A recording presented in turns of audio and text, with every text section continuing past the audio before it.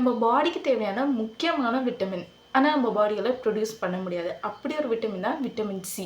இந்த விட்டமின் சினாலே நம்ம ஸ்கின்னுக்கு நல்லதுன்னு தான் நம்ம நெறைய பேர் நெனச்சிட்டு இருக்கோம். ஆனா இதோட பெனிஃபிட்ஸ் இன்னும் நெறைய இருக்கு. அப்படி என்ன இந்த விட்டமின் சியோட பெனிஃபிட்ஸ்? இத ஃபுட்ல நம்ம எந்த அளவுக்கு எடுத்துக்கணும்? யாரெல்லாம் இதோட டேப்லெட்ஸ் எடுத்துக்கணும்னு பத்தி தான் இந்த வீடியோல நம்ம பார்க்க போறோம். அதுக்கு முன்னாடி என்னோட நேம் சுபிக்ஷா. இந்த சேனலும் இந்த கன்டென்ட்டும் உங்களுக்கு பிடிச்சிருந்ததுன்னா சப்ஸ்கிரைப் பண்ணிக்கோங்க. இப்போ ஸ்ட்ரைட்டா வீடியோக்குள்ள போலாம்.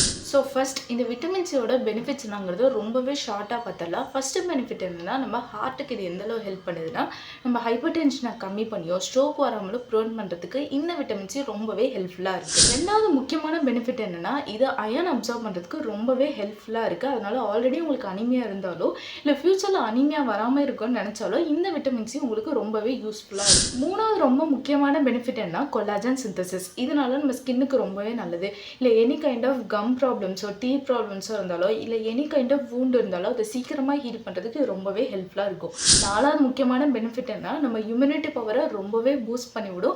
இதனால் நமக்கு காமனாக ஒரு கோல்டோ இல்லை வேறு எனி கைண்ட் ஆஃப் டிசீஸ்லேருந்து நமக்கு ஒரு இம்யூனிட்டி பவர் கிடைக்கிறதுக்கு ரொம்பவே ஹெல்ப் பண்ணும். ஸோ லாஸ்ட் பெனிஃபிட் என்னன்னா இது மசில் பெயின் ஜாயின்ட் பெயின் இதுக்கெல்லாமே ரொம்ப ஹெல்ப்ஃபுல்லாக இருக்கும். அல்சைமர் டிசீஸ்க்கு ஹெல்ப்ஃபுல்லாக இருக்கும். இன்னொன்று ரொம்ப முக்கியமான ஆன்டி ஆக்சிடென்ட். இதனால் நம்ம ஸ்கின் அண்ட் ஹெல்த்துக்குமே இது ரொம்பவே நல்லது.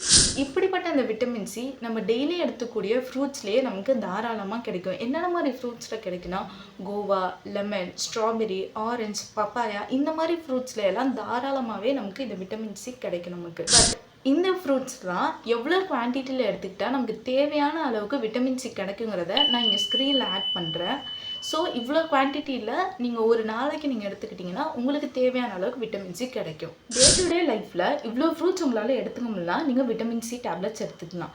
இல்லைனா உங்களுக்கு விட்டமின் சி கம்மியாக இருக்க மாதிரி ஃபீல் பண்ணிங்கன்னா லைக் ரொம்ப அனீமிக்கா ரொம்ப டயர்டாக உங்கள் கம் ப்ளீடிங்ஸ் இருக்குது இந்த மாதிரி சைன்ஸ்லாம் உங்களுக்கு இருந்துச்சுன்னா நீங்கள் விட்டமின் சி டேப்லெட்ஸ் எடுத்துக்கலாம். பட் 2000 mgக்கு மேலே ஒரு நாளைக்கு நீங்கள் எடுத்துக்கூடாது. அப்படி எடுத்துக்கிட்டால் அது உங்கள் பாடிக்கு நிறைய சைட் எஃபெக்ட்ஸ் கொடுக்கும். அது டாக்ஸிசிட்டியும் ஆகிடும். ப்ளஸ் நீங்கள் அண்டர் 18 இருக்கிறீங்க, பிரெஸ்ட் ஃபீட் பண்ணுறீங்க, ப்ரெக்னென்ட் லேடியாக இருந்தீங்கன்னா நீங்கள் உங்கள் டாக்டரை கன்சல்ட் பண்ணாமல் அது விட்டமின் சி எடுத்துக்க வேணாம். ஸோ இதில் ரொம்பவே முக்கியமான விஷயம் என்னென்னா எவ்வளோ ரெக்கமெண்டட் டோஸோ அவ்வளோ விட்டமின் சி தான் நீங்கள் எடுத்துக்கணும். எக்ஸ்ட்ராவாக நீங்கள் எடுத்துக்கிட்டிங்கன்னா தேவையான அளவுக்கு உங்கள் பாடி எடுத்துக்கிட்டு மித்ததை யூரின் வழியாக உங்கள் கிட்னி எக்ஸ்க்ரீட் பண்ணிடும். ஸோ நீ எக்ஸஸாக எடுத்துக்க உங்கள் கிட்னிக்கு தான் அது வேலை அதிகமாகும். ஸோ உங்களுக்கு ஆல்ரெடி கிட்னி ப்ராப்ளம்ஸோ இல்லை கிட்னி ஸ்டோன் இஷ்யூவோ இருந்ததுன்னா நீங்கள் உங்கள் டாக்டரை கன்சல்ட் பண்ணாமல் இந்த விட்டமின் சியை எடுத்துக்க வேண்டாம். கைஸ் இதே மாதிரி வேறு ஏதாவது நான் வீடியோ பேசணும்னு நினச்சா கமெண்ட் பண்ணுங்கள். தேங்க்யூ.